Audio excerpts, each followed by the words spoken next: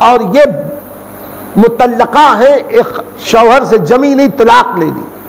خاتون بڑی اچھی ہے، پرہیزگار ہے، عزت دار ہے، بڑی شریف ہے، اب بہت سارے لوگ چاہتے ہیں کہ ان سے شادی کریں، لیکن یہ کسی سے راضی نہیں ہوتی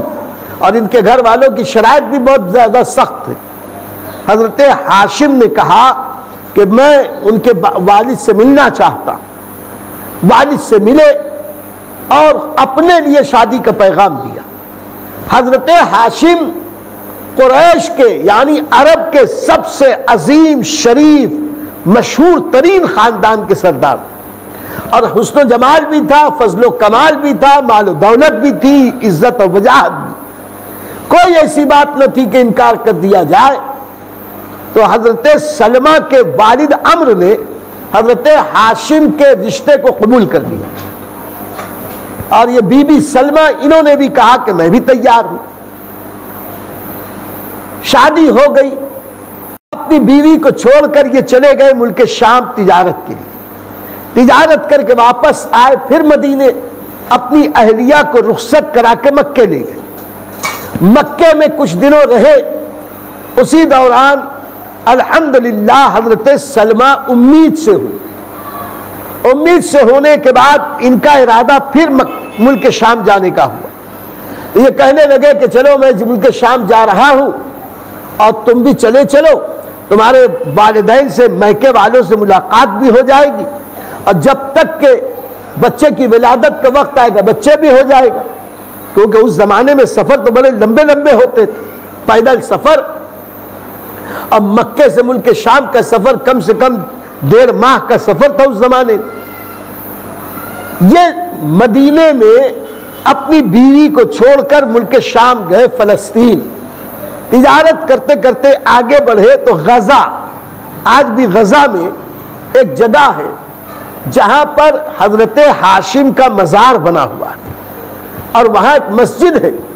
اور اس کا نام ہے مسجد ہاشم۔ اس غزہ شہر میں جب حضرت ہاشم پہنچے، اتفاق سے بیمار ہوئے، وہیں ان کا وصال ہو گیا، وہیں ان کو دفن کر دیا گیا،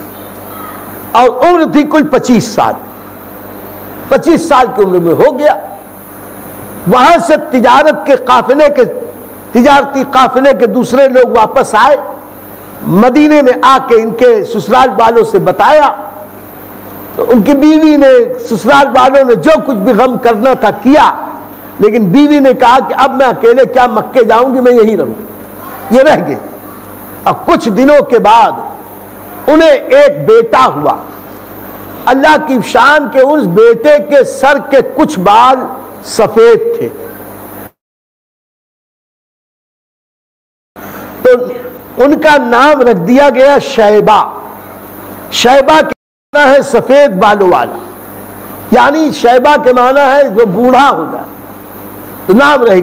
دیا گیا شیبہ۔ کسی نے کہا اتنا حسین، جمیل، خوبصورت، پیارا بیٹا تم نے شیبہ نام رکھ دیا؟ کہا ٹھیک ہے، اب اسے شیبۃ الحمد کہہ دو، وہ شیبہ جس کی خوب تعریف کی جائے۔ یوں نام پڑا شیبۃ الحمد، اور تقریباً 7 سال کی عمر تک یہ شیبہ اسی جگہ مدینے میں اپنے ننھال میں رہے۔ ایک دن حضرت حسان بن ثابت رضی اللہ تعالیٰ عنہ، جو بعد میں رسول اللہ صلی اللہ علیہ وسلم کے درباری شاعر بنے، ان کے والد ثابت، یہ ثابت عمرے کے لیے مکے آئے۔ مکے میں حضرت ہاشم کے سب سے چھوٹے بھائی مطلب سے ملے، اور حتیم میں دیکھا کہ بڑے آن بان شان سے یہ سردار مکہ بیٹھے ہیں، تو ان سے کہا کہ اے مطلب، تم یہاں اتنے آن بان شان سے بیٹھے ہو، اور میں نے مدینے میں تمہارے بھتیجے کو دیکھا ہے، تمہارا بھتیجا بڑا خوبصورت ہے، عقل مند ہے، ذی شعور ہے، بہت 7 سال کی عمر میں بہترین تیر چلاتا ہے، تو کیوں اپنے بھتیجے کو وہاں چھوڑے ہو؟ وہاں سے لے آؤ اور اپنے خاندانی عزت و شرافت کے ماحول میں پالو، تو تمہارا بھتیجا تمہارے خاندان کا نام روشن کرے گا۔ اسی دوران ایک اور شخص آ گیا، اس نے بھی حضرت ہاشم کے بھائی مطلب سے کہا کہ میں مدینے سے آ رہا تھا، چند بچے تیر چلا رہے تھے، 7 سال کے ایک بچے کو دیکھا کہ وہ تیر چلاتا ہے اور اس کا کوئی تیر خطا نہیں کرتا،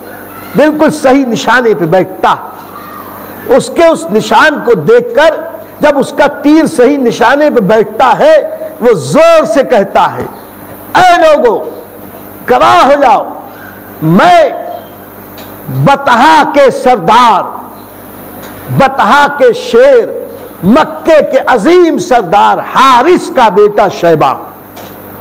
یعنی وہ اپنے نسب پر فخر کرتے ہوئے کہتا ہے میں عرب کے سب سے مشہور خاندان کے مشہور شخص کا بیٹا ہوں، مجھ کو مدینے والا کاشتکار مت سمجھنا، میں بہت اونچے خاندان کا۔ مطلب سے اس شخص نے بھی کہا کہ تمہارے بیٹے کو لے آؤ وہاں، نہیں تو وہ کھیتی باڑی کرنے والوں کے ساتھ رہ کے اس کے جوہر نہ کھلیں گے۔ مطلب نے سوچا کہ میرا بچہ یعنی میرے بھائی کا بچہ میرا بچہ ہے، فوراً سواری لی، تیار ہوئے، مدینے پہنچے، عمرو کے گھر پہنچے، اپنی بھابھی کے پاس پہنچے، اپنا پریچے کرایا، بات چیت ہوئی، پہچانتے بھی تھے بہت سارے لوگ، اور کہا کہ میں ہاشم کا چھوٹا بیٹا ہوں، چھوٹا بھائی ہوں، اب مجھ کو پتہ لگا ہے کہ میرا بھتیجا کافی بڑا ہو گیا، آپ لوگ کب تک سنبھالو گے؟ مجھے میرے بھتیجے کو دے دو، اسے میں پالوں گا۔ پہلے تو ان کی بھابھی تیار نہ ہوئی، انہوں نے کہا کہ بھابھی آپ بھی چلیے، کہنے لگی کہ اب میں وہاں مکے میں جا کے کیا کروں گی، خیر آپ کی امانت ہے، 3 دن کے لیے مجھے اور مہلت دے دو، 3 دن میں اپنے بچے سے اچھا پیار کر لوں، جی بھر کے پیار کر لوں، پھر لے جانا۔ 3 دن کے بعد حضرت سلمہ نے حضرت شیبہ کو رخصت کیا کہ جاؤ اب مکے میں اپنے چچاؤں کے ساتھ، اپنے خالاؤں، اپنے ماموں کے ساتھ، اپنے چچاؤں اور پھوپھیوں کے ساتھ رہو۔ اب مطلب اونٹ پر بٹھا کر اپنے پیچھے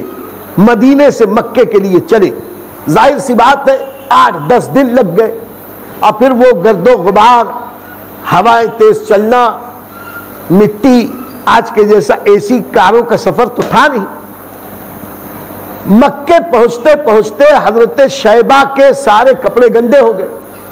بال الجھے بکھرے، اور پھر بالوں میں بھی کہیں کہیں سے سفیدی کا جو جھلک رہی تھی وہ بھی عجیب سا نظر آئے۔ مطلب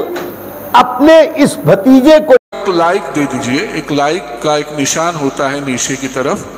تو جب آپ لائک کریں گے تو یوٹیوب جو ہے اور آگے اس بیان کو فارورڈ کرتا ہے، جو پوری دنیا میں الحمدللہ پوری دنیا کے مسلمان اس پروگرام کو دیکھ رہے ہیں، تو آپ چاہتے ہیں کہ اس عظیم نیکی میں آپ شریک ہو۔ حضور خطیب برقاتی خلیفہ محدث کبیر حضرت علامہ وقار احمد رضوی صاحب قبلہ کے ملفوظات سے ہم ہمارے قلوب کو منور کر رہے ہیں، تو ان سنہری باتوں کو، ان قیمتی باتوں کو پوری دنیا میں پہنچانے کے لیے آپ ہماری مدد کریں، آپ لائک ضرور کریں اور کمنٹ کریں گے تو اور بھی زیادہ بہتر بات ہوگی، تاکہ دنیا کے اور بھی دوسرے ہمارے جو اسلامی بھائی مسلمان ہیں ان تک یہ پروگرام پہنچے۔ تو صرف کچھ نہیں تو کم سے کم آپ ایک لائک